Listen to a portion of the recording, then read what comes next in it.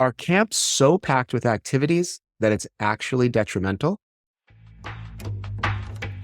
This is CampHacker.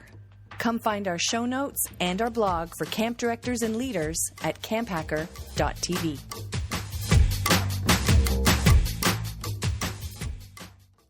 Why spend hours on your schedules only to find mistakes and missed activities for your campers? Let Camptivities do the heavy lifting and help you create the best schedules yet, without the mistakes and in less time. Come check out Camptivities, specifically designed for camps by camp people. Find out more at camptivities.com. Camp leaders, win back your time to what matters most, your campers. Bolin's comprehensive accounting back office solutions and tech-enabled team free up your staff to focus on your mission. Visit bolinhq.com to learn more and book a free 2-hour financial diagnostic. Hello, Camp Mavericks, and welcome to the CampHacker podcast brought to you by UltraCamp, Camptivities, and campbot.org. I'm Travis Allison. I'm a summer camp consultant specializing in getting parents to tell their friends about how awesome you are because of how great you are at communicating with them. Hi, everyone. My name is Chris Hudson. I am also a summer camp consultant, staff trainer, and all-around fantastic human being. Welcome to this season, Chris. Great to be back on CampHacker with you. I love to be back on CampHacker with you. Yeah, me too. Me too. This is awesome. So we have picked a couple topics based on different things. I want to say thank you to Max Clayman for this idea. We're going to have Max on in 2 episodes to talk about another really fascinating idea that he's been thinking about a lot. And maybe we'll have him back again because he's given us so many good ideas, which is a good call to action. If you have ideas that you want to hear people talk about, whether you want to come on the show and talk about it with us, or it's just a topic, or you have somebody who you heard say smart things and you think that someone should push them on it or ask them questions or get it out to the camp world, Travis at gocamp.pro. So today, Chris, we are going to talk about over-programming at camps. Can't wait. And I think it's an interesting time to talk about it because I definitely think camps are over-programmed. I thought we were going to swing the other way when the free play movement came through camp, and lots of camps have really been involved in free play and set up good spaces for that and really worked that into the philosophy. But then I wonder if COVID and getting camp restarted when there was a lot of COVID going on, people had to put a lot of structure back into camps that weren't there before. And maybe free play just didn't come back. What do you think? What do you think? I'm really prepared to talk about this today. Great. Because I was looking around and I thought a lot about this because I visit a lot of camps as part of my job. Yeah. And I will say there are definitely camps where I go and I feel, is this some sort of military operation? Because from 7 a.m. until 10 p.m., these kids are running. But honestly, Travis, I don't know if I have a problem with that in every context. Yeah. On one level, yes, post-COVID, I think parents especially, they are looking for structure. Parents, I think, are always looking for structure because having more activities is just more to market. It's harder to market, hey, we're going to give your kid room to run around and just chill and relax. Be creative and all those things that parents can't picture. But also when parents are paying $2,000 a week or whatever you're charging. As a parent, I'd be like, oh, so let me get this straight. I'm paying you money and my kid just lounges around and talks to their friends. Sit in the dirt. Yeah, we can do that here at home. As a matter of fact, that's all that they do. So the concept of over-programming, I think, is interesting. I think there are definitely pros and cons to a heavy activity schedule versus a light one. Yeah. But as I was thinking about this, I actually don't think, maybe we can go through this together. Yeah. I don't think there's as many cons for shifting more to the free play model of the spectrum. Having a lot of free time built in, I think, is great for, first of all, kids who have neurological differences. It allows them time to catch up. It allows them time to decompress. It allows them time to accept the situation and lean into it, as well as kids who, kids of color, queer kids, who just would need the time to settle and find their space. And I think that would be super helpful to have more time. Right. So I made a list and I definitely had more cons on the programming side than on the free play side, which also, before we continue this conversation, the caveat that camps aren't all one or the other. Yeah. I think a lot of them, Nothing's a monolith. Yeah. a lot of them are Worth on the reiterating. spectrum, because I have been to a couple of camps where I was like, this is a military camp. Yeah. And then I've been to a couple of camps where I'm like, so do the kids do anything? Because Yeah. I've been here for 3 hours and Right. Before you do your list, can I give a bit of context of things that I was thinking about going into this? sure. I just want to do this because I know that you have some really put together thoughts, and I have a Mhm. couple or 3 things that are just disconnected, but leading to my philosophy on this. Number one, I grew up at a camp that didn't have a lot of fancy things. So we did a lot of play, Mhm. and I treasure those memories. I worked at a camp when I was in high school that was also 6 days long, but just got so much, just it was packed. I remember I didn't realize that I was a slow eater until I worked at this camp, and 20 minutes into the meal, and I want to be a camp counselor like the camp counselor that I grew up with, where I'm engaging my kids at a meal and we're laughing and all this stuff. And the camp director's tapping me on the shoulder and saying, "You got to get out of here. Like, meal's done, get out." And so that was a camp that so I always struggle with that. It gave me a lot of stress. A, Mhm. to be forced to eat really quickly, but B, not to have mealtime. Like, I Yeah. freaking love mealtime at camp. It's my Mhm. favorite. There's no other time in a day that I have laughed until I've cried as much as, In the for some dining hall. reason, lunches, but Yeah. a lot of meals. So I always found that really stressful. But I also know as a camp director, being told and repeating often that bored kids bully. And I know that that's not the research anymore, Mhm. but that was certainly something that I said. So I know that's not consistent, but I heard it a lot and I said it a lot. So I wonder if that's stuck. Yeah, tell me. Do Face. you believe? I know I'm making a I don't face. believe it anymore. No. When I was like trying to compose my thoughts Yeah. and I was on the internet looking at stuff, Yeah. that came up a couple of times. Like Yeah. having more structure will reduce like behavior issues. Yeah. Yes. Right. Yes. Sure. And having more structure doesn't mean having every minute of the day accounted for by an adult-led activity. Yeah. Yeah. And the idea that should kids be left to their own devices for a second, they will Mhm. treat each other poorly, speaks more to your curriculum and your culture than to how many activities that you have planned. Yeah. That's just, I'm going to just put that right out there. I think this idea that, oh, well, kids will turn to the dark side if they're not doing something every minute of the day is just, it's such a vote of no confidence for your staff Yeah. and just for the philosophy of your camp. It's just, sorry, everybody. If that's your belief, think about it. Think about what that's really saying. What's the foundation of that? You just don't trust the kids to be kind, or you can't instruct the kids to be kind, or that's not part of your culture. Because kids should be able to interact with each other for half an Yeah. hour, 90 minutes a day without dunking someone's head in the toilet. Right. That should be possible. Yeah, I wonder. I wonder about a thing. I wonder about how camp has changed in the last 3 or 4 years since COVID. How there is basically a generation gap in our staff, and every camp director I talk to has said that staff didn't have the good examples growing up of how to be a good camp counselor and how to see all the things and how to engage your kids, etc. And they and so they have that kind of structure. Like that structure is essential for them to improve. But I could be off base on that. Like One more time, the we structures have and an unmolded camp staff that hasn't seen examples of great counselors in a Mhm. while, and so they get into camp and they have no confidence in their ability to look after kids. They have no mental memory of, oh, my kids are bored, I can do this.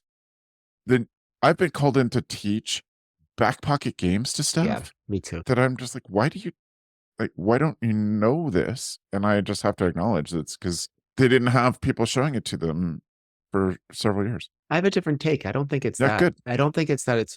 I think it's a generational thing. This is Oh, something yeah. that I experienced Yeah. with my staff about. I'm going to spill some tea, but Yeah. like 2 to 3 years ago at Camp Highlight, there was like a staff mutiny. Yes. And there was one particular staff meeting where everyone got all up in their feelings and they pretty much attacked the directors, not physically, but they had a lot of demands. And it was really interesting to me because at the Yeah. base of it was the feeling that they were unprepared to do their jobs. And some of their examples of that was like situations where a child would present some sort of variable behavior that they felt they weren't empowered to take care of. But the thing is that part of what we were trying to train them is how to be flexible, which was something that they continued to reject. They were like, the staff handbook doesn't have everything we need. And by everything they need, they meant every conceivable thing that could happen. Right. Obviously, we can't do that. However, I think so. Again, I don't think it's necessarily that they didn't have examples. I think this particular generation, there's something about, I don't know whether it's taking chances, whether it's about trusting themselves. I don't know what the journey is about, but I've seen this over the last couple of years, and I don't know if it's so much about examples. That said, I think if that is a concern, if people are like, oh, well, that's why we need to structure to enhance or enrich our staff, I would just counter that your training can really address like flexibility. It can address variables that come up. Not every variable, but the concept of variation. You can build modules around that as opposed to just lockstepping everyone into a schedule. Because honestly, I feel like I'm going on and on now, but when I hear that, oh, well, we got to schedule the camp because the staff needs that, I just feel like you don't trust your staff. That's what I'm hearing. I get that. And I don't know, and I push me on this, if not, I don't know that the staff is capable of those same kinds of things. They haven't had the examples. They haven't had, yes, in camp, you can never teach them everything. Yes. But I had great examples going back where I would be sitting in a situation with a bunch of kids when I was 18 years old, and I was like, what do I do now? Oh, I remember the people that I looked up to at camp would have done this. They would have started a soccer game, or the ones that I really liked would have just said, let's go crazy and run into the woods and play some fun imaginary thing. And so that's what I did, because I drew on that. And I saw, partly because like growing up at camp that didn't have toys, like we didn't have like canoes was the most expensive thing, a program activity, that I saw a lot of people who were flexible and could be, improv on the spot. What do you think? It's interesting. I don't know if it's about the examples, like I keep saying. Fair. I think You've spent more time at camps with staff than I have. There's no doubt. I think things have changed. It's just, even in the example you said, run into the woods and do some imaginary game. We used to do this thing when I was a camp counselor back in the last century. Whatever the activity was, I'd call over my cabin and be like, boys, come here. And then we'd dart into the woods as far as we could. And then we'd just run through the woods screaming for an hour. And then we'd sneak back. And then we'd be like, okay, shh, no one knows what happened. Don't tell anyone what we were doing. We just ran through the woods screaming. That was the activity. Also, I would wake the kids up in the middle of the night, and we would go down to the lake at 1 a.m. and tell ghost stories on the other side of the lake. And then we'd get back quietly so no one could hear us. Okay, that was the 90s. Things have changed. If I knew that my staff was doing that now, it would be a 5-alarm problem, right? Our attention to detail and our attention to risk is different than it was 20 years ago. I did that. I would never suggest that my staff do that now. Right. So flexibility has changed. I think the way that we think about risk has changed. Right. And so let me add one thing. Just quickly, and if you don't mind, if you can hold your thought. We encourage, the last time I was a camp director was 2007. So it's a different world. I get that. But we used to have to push our staff really hard. We called it getting off the pegboard. We organized all of our activities on a big pegboard where all the camps were and what campers could choose from. We called it getting off pegboard. And we had to push them really hard to do that. So stuff like get up in the middle of the night, go do a thing, come back, don't tell a secret. We would always encourage that. But the kids wouldn't know that it was planned. And we all knew that it was coming. Like the whole senior staff was there in support, watching from the sides. Senior staff would sometimes get roped in on like a kitchen raid, and someone would be a character to interrupt their kitchen raid, and it would just multiply the giggles times 100. Yeah. So I would think there's a way to do some of those things if we're thoughtful about them, but maybe I'm just innocent because I haven't had to do it in the last few years. There's definitely a way to do controlled chaos. Sure. And especially, like we always say at our camp, everything's a show. Like this is a Broadway production. Yeah. So yeah, pantomiming, oh, we had no idea this was going to happen. The kids love that kind of thing. It's definitely something that you can build in. Sure. Yeah. But I don't want to get too far afield about the overprogramming thing. I think I just want to turn the dial back for a second. Good. I'm just trying to frame this in my mind. Is it about more activities versus less activities, or are we really talking about something else? Because I think the staff piece that we're talking about really factors into our conversation here. Yeah. Because part of it is, like you said, part of it is, well, we do all this scheduling of activities in some ways to support and alleviate the pressure on staff, which then I said earlier, well, it sounds like you don't trust your staff, but maybe that's a little too judgmental now that I'm thinking about it. Oh, you've given me pause. All right, let's start from the other end. Cool. What does free time give the kids? And by the way, I don't mean free time. I don't mean free time. We have what's called village time, which is an hour twice a day on either side of meals, where we go back to their cabins and they have to stay in the village, but they can do whatever they want, right? They can go mix with kids from other cabins. They can sit on their porch and play games. And the staff is instructed during training week. We do a whole back pocket game thing, but also we talk about structure, like any structure you want to do in your cabin, as far as like cabin meetings or special games, that's the time to do it. So we introduce to them, hey, you have about 10, 15 hours of programming that you can come up with or not, or the kids can play tetherball, right? Yeah. But it's not exactly free time. I do know camps where the kids just like for 2 hours, they just tramp off and everyone trusts them to come back, which I think is wild, but it's not my camp, so whatever. Yeah. I think what kids get from that is, like I said earlier, some kids need time to feel a space out and get acclimated. I think that's great. The other thing that I was thinking about, this just came to me, as I think about camp moving forward and bringing in different, more diverse clientele, more diverse campers, that heavily structured, like activity period 1, 2, 3, 4, and are all 10 minutes apart. That heavily structured schedule appeals to some cultures and would be really confusing to others. You know what I mean? So it's just being thoughtful about how that lands. But all that to say, I think what free play really gives the kids is a time to decompress. So that's mental health, good stuff, and a time to acclimate, and also a time to make organic friendships. Yeah. And last thing, the thing that I'm always talking about, what are we doing if we're not teaching the kids, either directly or indirectly? This is how you interact with your peers. This is how you interact in community. This is how you live in community.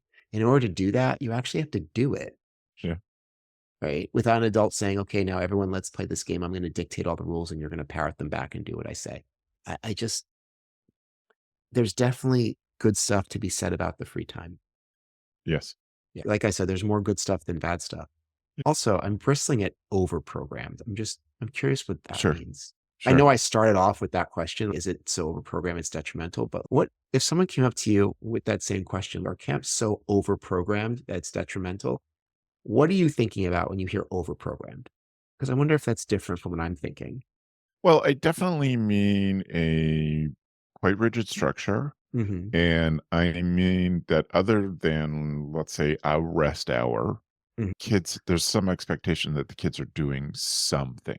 And that something is known to the administration, so they could at any point find and know where those kids are and what they're doing. So that's my basics of it. Some of the things around from when we were directing and my great passion for games is that I would try to encourage staff that if they ever sitting around to be singing or playing a back pocket game, usually just singing is easiest to do. I've said on the show, we just sang all the time. But I wonder singing. if that was wrong to push them. Like anytime you're standing in a line, singing a song, standing in line makes sense. You need line standing to be more fun than just transitions. Transitions so have to be more fun. Yeah, I agree. So that's what I wonder about overprogramming is, do they have to be singing a song or playing a back pocket game in 10 minutes outside of arts and crafts while the last group is cleaning up and getting out? Exclusive to CampHacker listeners. Generate fresh ideas for activities, staff training, marketing campaigns, and more with AlterCamp's plug-and-play AI prompt guide. Download it for free at ultracampmanagement.com/CampHacker. Why struggle with multiple systems when one can do it all? UltraCamp offers a platform that simplifies your work by combining all aspects of camp management into one seamless solution. UltraCamp brings everything you need into one easy-to-use platform. Plan schedules and activities with just a few clicks. Register and track campers easily organize, schedule, and automate your communications. Manage payments and donations seamlessly. Get back to what you love. UltraCamp helps you spend less time on admin tasks and more time creating unforgettable camp experiences. Ready to see if UltraCamp is the perfect fit? Schedule your free personalized demo at ultracampmanagement.com/CampHacker. Also, I love to define terms. It annoys all my friends. But Yeah. even the idea of what is programming, I Sure. think about what programming was 30 years ago versus Yep. what when I was receiving program from someone else, and now as a director, I'm creating program. I think about the way that we program. Yeah. Nowadays, when we build activities, we build in like a parallel lane of if the kids don't want to do this, if there are kids who don't want to do this because Yeah. it doesn't even mean because they're not in the mood is Right. fine. If what is an acceptable thing for them to do? They can sit on the grass, bring some other like coloring books or something for them to do.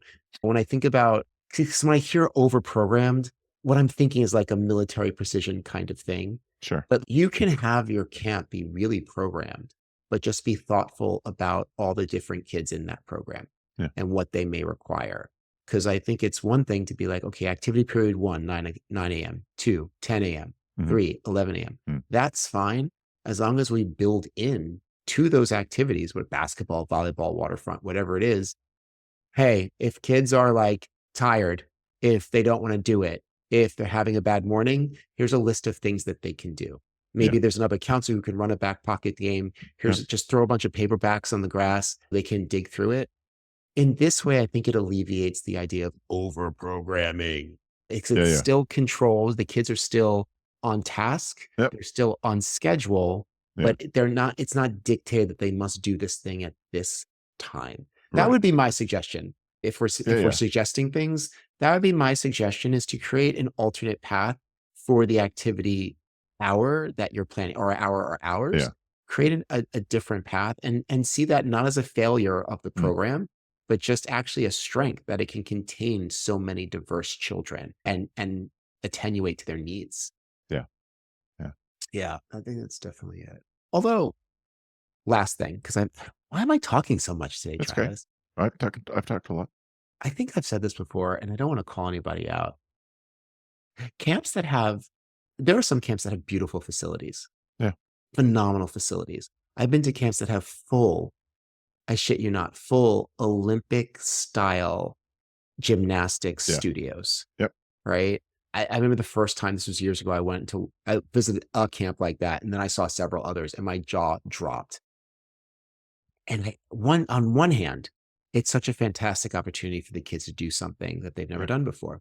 Yep. Also, on the other hand, the client and the customer are different people. Parents love that shit. Parents love it because their kids get to do something they've never done before. Yes. On top of that, because the parents are paying, they want to see what they're paying for, which is, it's interesting to think camps that are a little bit more laid back, how would they market that? And is that something, I'm curious what you think about this. Post-pandemic, are customers more interested in giving their kids the opportunity to relate to one another outside of structure, or are they more concerned about reintroducing them to structure after the largely chaotic and structureless pandemic period? And again, before you answer, we understand nothing's a monolith, but I'm just curious, which way do you think that seesaw tilts? Well, I don't know. I don't know. Here's relative experiences or relative things that I've seen. People that grew up with us at camp, including some of our best camp all-stars, like the best camp counselors ever, are not sending their kids to camp. Okay. And for both Beth and I, that just freaks us out. And we've talked to some of them because we're like, why wouldn't you? And so that tells me that society has such a big change. We've put so much worry on parents that even the people who should be our best ambassadors for the summer camp experience are leery of sending their kids. So that's interesting. I don't know what that means What's the exactly, but it's leeriness? something we've seen. When you talk to people, what are they saying? Well, some of the stuff I just, 'Cause that's really fascinating to me. yeah. Some of it is, I mean, everybody gets to be their own version of what a parent is, no matter what their life experience is. It changes you when you have Sure. kids. Some of it's just really basic worries, like any other parent sending their kid to camp. I've heard this a few times and it bugs me where some of those staff will say, well, I know what we did when we were camp counselors. I was like, you had some time off where you giggled and whatever, maybe grabbed a lifeguard and went for a swim after dark when your kids were in bed. Yeah, that's But what you the were staff is amazing doing. counselors from Yeah. the moment you woke up until the moment you went to bed. Yeah. You definitely had downtime. And some of those things we wouldn't do or wouldn't allow, but some of those I would allow under structured circumstances that were just do it implied. So I don't know. Like I find that an amazing answer to me because all of those people were amazing. They worked incredibly hard. They didn't have anywhere near the breaks that camp counselors do now. And the answer is, well, I know what we did in our time off. It's like you didn't have time off because this was I didn't have the time off. 2000s. Yeah, time off. And you were awesome. Sure, you had fun. I had fun when I was a camp counselor on my nights out of cabin when someone else was looking after my kids. We talked too late. We missed curfew, but didn't mean I wasn't a good counselor. And I wanted that. That's the other side of it. I wanted my staff to have those opportunities because they're living in very structured times. Right now, I would want my staff I would prioritize social time for them and your staff. downtime. Yeah. For your staff. Yeah. But What anyway, about for the so kids? yeah, right. But take it down one more level. Does that apply to the kids? Well, that comes back to my kind of off pegboard idea. Yes, please. I know your kids are only at camp for 6 days in my program, and there's lots of them, which I've definitely noticed. If you have kids for 4 weeks at camp, the pace of what happens in a day is radically different because part of our problem was we need to make sure that kids get to all the activities that we promised their parents at least once. So that's Chris and my experience both is we got to get them, going to move them so that they get through these things. Absolutely. But we really wanted them to, take half a day and walk all the trails on camp or make a fort. So I don't that's not structure for me. Not my typical version of structure. Like I have been at camps, I have observed camps, and that one camp with the hurry up and eat was also often, I remember saying to my campers, now is not the time to go to the bathroom. That's bad. Yeah. That's That's not bad. advisable. Yeah. That's incredibly ableist on top of not teaching kids to advocate for their own needs. Some of it would be, let's get to the activity, get the activity started, hand you off to whoever's running this program, and then you can go. But I do remember saying it to my kids. Yeah. No, I have absolutely said those things. We'll go to the bathroom when we get there, or you can sit down later if you're tired. I have definitely said those things. I think the way that we interpret children's requests is different than it was even 10 years ago. The things that children feel empowered to request, those things go hand in hand, has changed since from 10 years ago. Wow, I can't believe we've gotten this far before I asked this question. Yeah. I wonder, because we talked about staff, we talked about parents. What do you think the kids would? What do the kids want? What do they want? Maybe we should have started there. This is a classic camp director stuff. I never even asked the kids. I read a lot of research and I talked to other camp directors, but I never asked them. We've been talking for 20, 25 minutes and I just dawned on me, oh, what would the kids like? Oh my gosh. Oh, we're bad. Hey, you know what? At the time of this recording, we have a family camp going on and I'm going to text up to that director and ask them to ask our kids, this question because I'm really curious what they would say. I'm going to get real-time data this weekend because okay, I am not a child. I don't know if everyone listening knew that. However, I work closely with children and I feel like they want more free time. I feel like they want more time on their own, especially the teenagers. Yes, I think I agree. Yeah. They want And less so, structured we time. should ask. And I also think it's important the distinction that changes by age. I also think that compared to a zillion years ago when you and I were counseling, Mhm. that every kid has much more needs. And kids come to us way more tired. And we always used to say teens would come to us exhausted, but every kid Now comes it's to us everyone. exhausted Mhm. now. And free time for a younger kid who's never had free time that they've been programmed, which is Mhm. obviously a family can afford to keep their child programmed all of Mhm. the time. But those are a lot of the families that can afford to send their kids to camp. Sure. And so a lot of those kids have never had I'm a latchkey kid, right? Mhm. Me too. I got Gen X. home before my Yeah. parents got home from work. Mhm. I would often, it's such a fun kid thing to say, but I would get off the bus, go home, and knew that my dad would be working the fields for Mhm. hours, and Mhm. it was up to us to do things. So I was fine at entertaining myself. All I ever needed was a book anyway. Mhm. But yeah, so it would be worth asking. I wonder if some of the kids who've been overprogrammed would be freaked out by not having, it's one of those things. I wonder for younger kids if we just have to give them little pieces until they get used to it and then grow it up Yeah. because they haven't Yeah, that had part. to pull Lego out of a box and make something that wasn't following the exact instruction. And we can't just say, you need to do this. We have to show them how to do it. And camp's a I good place for it. I'm gonna go back to something I said earlier, like a controlled chaos. Yeah, It's a voice and choice situation. sure. So Yeah, you can have free time.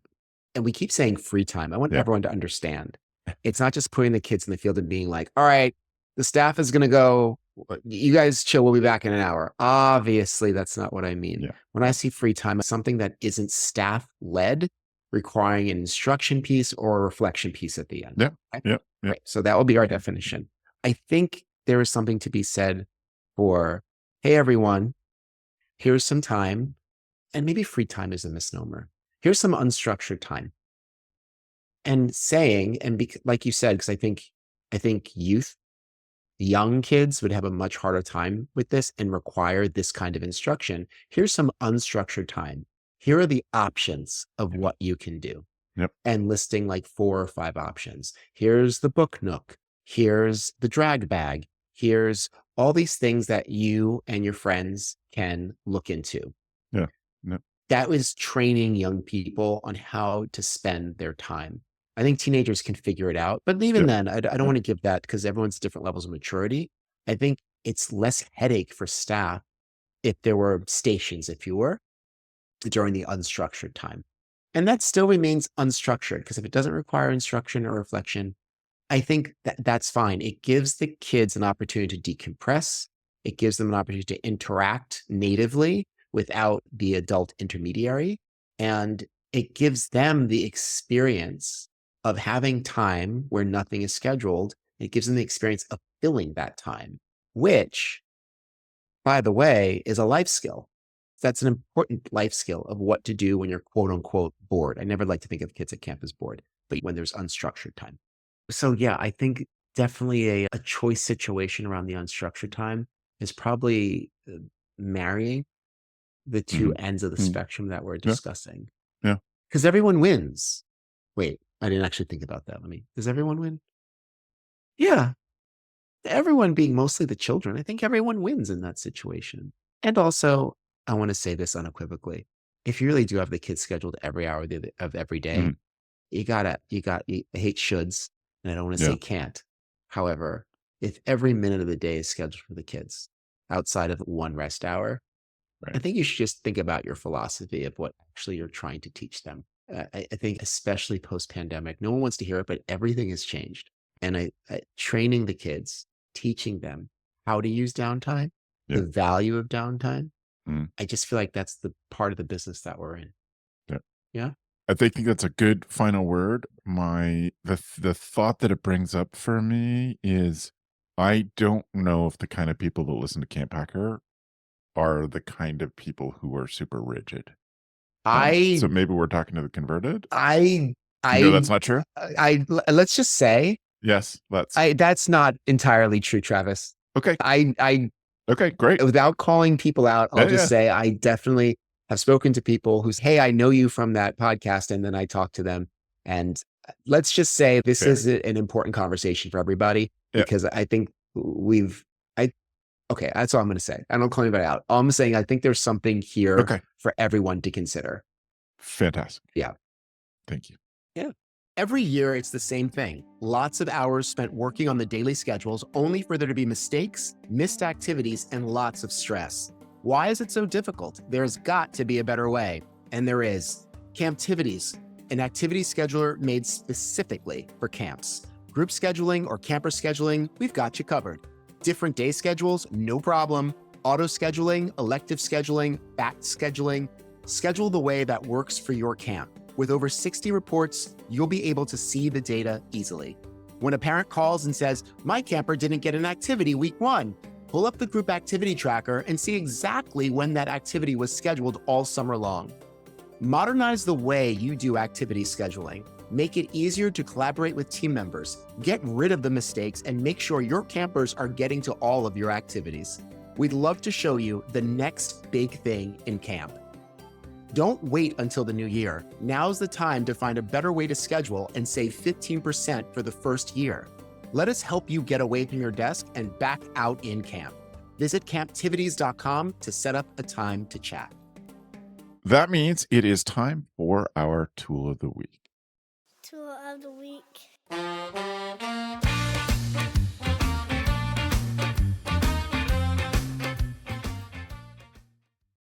Chris, I am going to hand it off. First tool of the week of the new season, Chris Hudson. I'm furiously clicking through to find the window on when the week. I'm going to have to just do it live. I cannot find You want me to take over while you click? Yeah. Can you actually go first? Totally. Travis, you will give the first tool of the week of the new season. season. Travis J. Allison. Okay, great. I actually saw this tool in action this summer when Beth and I were in Scotland. We were with a tour group and we're at this really interesting place. And one of the women in the group was like, hey, can we take a group picture? And we'd spent a lot of time with these people and we're like, yeah, that's fun. She pulled out of her pocket this little drone, turned it on in her pocket, in a pocket in women's pants, no less. First of all, the fact that she had pants, go on. I meant not pants, that she had pockets. Okay. Yeah, sorry. Women in Scotland wear pants, everyone. Yes. I just meant pockets. Yeah, pockets. And pulled out this drone and just turned it on and did some stuff with her hands. It said, okay, everybody get. And then she's like, okay, it's done. And the drone landed on her hand. So this is a company called Hover Air. The drone is called the X1. There's probably a new generation coming out this year. So you might be able to get X1s for cheaper. I threw out this camp here. And it doesn't have a controller. And it looks like a book. Like it folds up like a book, where the rotors are. It looks like a TV remote with 2 wings of a book on it. And those where the rotors are fold up to make it like a kind of thick, but a book. And it's really not small. The cameras, modern cameras are super good. And everything's controlled by gesture. And for a while, there wasn't even an app. You can get an app now. But she just turned it on, set it on her palm. It went up and was like 3 feet in front of her. She did some stuff with her hands. It went out further. It took a picture. And then it came back and landed on her hand. And you can set it to follow. So you can, without an app, you can just put it on while the kids are running through the forest. You can just say, follow that counselor's head, and it will pull back so it's got a wide shot and follow them through the trees. I fully don't believe you because that sounds like the future. Yeah. Also, I just Googled it while you were talking. Yeah. If it does what you say, there's no way that this is not a cheap device, by the way, but I can't believe it's in American. It's only $350. Yeah. I'm I was looking going to at say right it's over now. $500 Canadian. And there's a combo package because it has a second battery, which is what a camp would need, a charger and a second battery. But so it'd be a bit more. But anyway, yeah, it's not cheap, but it's not what you would think for a drone with that much cool stuff built into it. Just so you just move your hands like you're casting a spell and it does stuff. Totally. Yeah, I don't believe you. I'm gonna have to look at YouTube videos. That sounds wild. Yeah. That sounds a little wild. Okay. Yeah. Okay. I'm on a podcast. So there you go. I'm looking at the website Chris, now. do you have a tool of the week? I do have a tool week. It's not as cool. Actually, you know what? I'm going to back up. It's actually pretty freaking cool. Great. It's a book. A lot of what I train on is a lot of staff stuff, right? Yeah. How to train staff, how to give feedback to staff, how to schedule staff, how to deal with staff, blah, blah, blah. And I stumbled upon in creating training modules, I stumbled upon the book Radical Candor by Kim Scott, which it's not a new book by any means, and I think it's a really simple kind of proposition, whereas you are balancing like two things. You're balancing like caring about your team members and challenging them directly. And those things make an axis. And the idea is that you want to care about them and challenge them, which equals radical candor. And I think it's a super simple idea. But when I train on this changes people's whole perception. But just the idea that letting things go with your staff because they're good people doesn't actually support them at all. On top of that, like not caring about your staff while dictatorially telling them what to do is also not good for the trust. Radical candor is really about like restorative theory. Like, how do we maintain and restore relationships? Like, how do we maintain our work relationships and keep them healthy so that we may do whatever we want, so that all these things become possible? I keep saying it's a really simple idea, but also I don't want to be judgmental because you might pick it up and it might rock your whole world. But I would really recommend checking it out. Or if you're cheap, just Google radical candor. There's a lot of articles written about it and you can get the gist enough. But I would suggest reading the book. So that's my tool of the week. That's a great one. And I did a little look back, and Matt, one time when we did an episode with a ton of tools, Matt had done the Tool of the Week podcast as one of those. And I know Ruby's talked on Camp Code about Radical Candor. The podcast? Chris, on Camp Code. Oh, no, there's a Radical Candor podcast. Is that what I heard you say? There is a Radical Candor podcast. Yes. That's great. So there is. Interesting. Okay, cool. Yeah. So this takes me to, if you want to see this tool of the week or any other tool of the week, go to find our show notes at camphacker.tv/podcast. I have resurrected this is my bonus tool. I have resurrected my tool of the week newsletter that I'm putting out every Tuesday morning that will include stuff that I have recommended on the show, include stuff that people have brought as their tool of the week that I have used and have an opinion on. And you can email me directly about that. It's probably the easiest way to get on that list for the tool of the week newsletter. Chris, if people want to follow up with all your smart stuff, how do they get in touch? Oh, well, you can open a window and just scream my name. If that works, congratulations. Otherwise, you can email me, chris@planetchris.net. You can see what I'm up to on Instagram at planetchris1. Yeah, I think that's probably best. Oh, or the window thing. Try one of those. Or the window thing. Perfect. Yeah. Good. If people have ideas for the show, things if they want to come on the show and talk about things, Travis at gocamp.pro. I will take this last second to say, I hope that you go to your podcast app right now and search for First Class Counselors. It is a show made by us. Matt and Oliver have been running that show. It is for camp counselors. Every other show we do is for camp directors. This is a show for camp counselors. It is for you to pass on your staff. You could make it part of your retention plan. You can make it part of your pre-camp training. It is great. So please search for First Class Counselors. You can listen to them to see how they do things and pick and choose the shows that your staff most needs to hear. Chris, thanks for a great episode 1 of the season. Oh, we're already knocking it out of the park. We're batting 1,000. Is that a thing? Batting 1,000? I don't know why I picked a I believe sports that's metaphor. right. Yeah, okay, cool. Neither one of us should be talking sports metaphors. Yeah. Oh, it was great, Travis. You're rolling a nat 20, Chris. That's I what know. you're doing. See, yes, I rolled a nat 20. That I understand. Thanks for the evening, friends. The Camp Hacker podcast is brought to you by Beth and Travis Allison, summer camp leadership training and marketing consultants. Thanks for listening.